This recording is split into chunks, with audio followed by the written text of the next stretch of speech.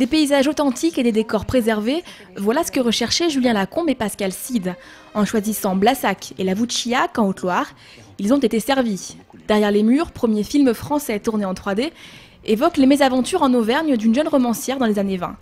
Les réalisateurs ont apprécié les conditions de tournage auvergnates. Un accueil très chaleureux, très chaleureux, les gens hyper accueillants, véritablement contents de voir une équipe de tournage et puis surtout beaucoup de bonne volonté, l'envie d'aider. Surtout ils avaient envie de participer au film de manière très active, donc ils ont amené des costumes, ils parlaient en patois, ils faisaient plein de propositions et la plupart sont restés dans le film.